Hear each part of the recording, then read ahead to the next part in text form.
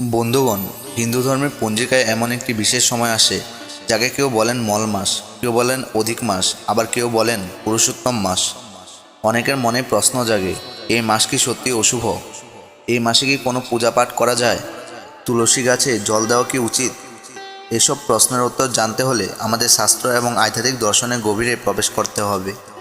প্রথমে জেনে রাখা দরকার, মলমাস নামটি শুনে অনেকে মনে করেন এটি বুঝি অপবিত্র বা অশুভ কোনো সময়, কিন্তু বাস্তব সত্য সম্পূর্ণ ভিন্ন। শাস্ত্র অনুসারে এই মাস অত্যন্ত পবিত্র, বরং বছরের অন্যান্য মাসের তুলনায় আরও বেশি আধ্যাত্মিক শক্তিতে পরিপূর্ণ। এই মাসের আরেক নাম পুরুষোত্তম মাস। পুরুষোত্তম নামটি স্বয়ং ভগবান বিষ্ণুর একটি নাম, অর্থাৎ এই মাসকে নিজের নামে ভূষিত করেছেন ভগবান। যে মাসকে ভগবান নিজের আশ্রয় দিয়েছেন সেই মাস কখনো অশুভ হতে পারে না। প্রাচীন কাহিনী অনুসারে অধিক মাসে কোনো অধিপতি দেবতা ছিল না।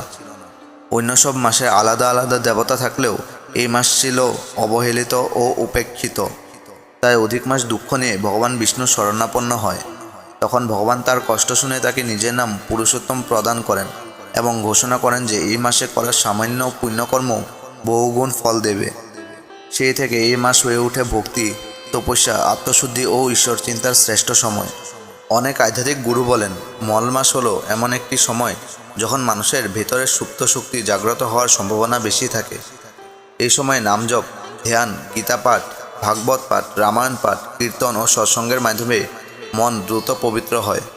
কারণ ভক্তির শক্তি এই মাসে বিশেষভাবে বৃদ্ধি পায় বলে বিশ্বাস করা হয়। এবার আসা যাক তুলসী বৃক্ষের প্রসঙ্গে। হিন্দু ধর্মে তুলসী শুধুমাত্র একটি গাছ নয়, তাকে মা, দেবী এবং ভগবান বিষ্ণুর প্রিয়তমা রূপে পূজা করা হয়।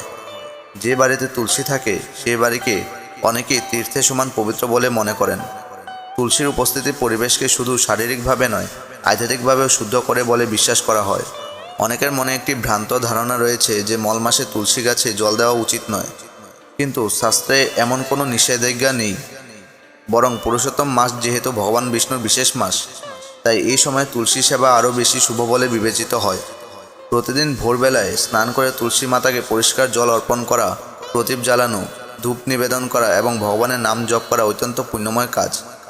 যখন কোনো ভক্ত ভক্তিভরে তুলসীকে জল দেয়, তখন সেটি শুধু একটি গাছে জল দেওয়া নয়, এটি আসলে ঈশ্বরের প্রতি নিজের ভালোবাসা ও শ্রদ্ধা নিবেদন করা। তুলসীর পাতায় ভগবান বিষ্ণুর আশীর্বাদ বিরাজ করে বলে বিশ্বাস করা হয়। তাই এই মাসে তুলসীর যত্ন নেওয়া মানে পুরুষোত্তম ভগবানের কৃপা লাভের একটি সুন্দর উপায়। মল মাসের আরেকটি গভীর শিক্ষা হলো বিনয়। অধিক মাসের কাহিনী আমাদের শেখায় যে সমাজ যাকে তুচ্ছ করে, ঈশ্বর তাকেও শ্রেষ্ঠ আসনে বসাতে পারেন। তাই এই মাসে অহংকার ত্যাগ করা, অন্যকে সম্মান করা, দরিদ্রদের সাহায্য করা, প্রাণীদের প্রতি দয়া দেখানো এবং সত্য ও ধর্মের পথে চলার চেষ্টা করা উচিত। অনেক সাধু সন্ত বলেন, এই মাসে করা একটি আন্তরিক প্রার্থনাও ভগবানের কাছে দ্রুত পৌঁছে যায়। কারণ এই সময়ে মানুষের মন যদি সত্যি পবিত্র হয়, তবে ঈশ্বরের করুণা অনুভব করা সহজ হয়। তাই এই মাসে শুধুমাত্র বাহ্যিক আচার নয়, অন্তরের পরিবর্তনই সবচেয়ে গুরুত্বপূর্ণ। আপনি যদি প্রতিদিন কয়েক মিনিট ভগবানের নাম স্মরণ করেন, তুলসী মাতাকে জল অর্পণ করেন, একটি প্রদীপ জ্বালান এবং অন্তর থেকে প্রার্থনা করেন, তাহলে ধীরে ধীরে আপনার মনে এক অদ্ভুত শান্তি অনুভূত হতে পারে। অনেক ভক্ত বিশ্বাস করেন পুরুষোত্তম মাসে করা ভক্তি জীবনে বহু বাধা দূর করতে সাহায্য করে এবং মানসিক শক্তি বৃদ্ধি করে।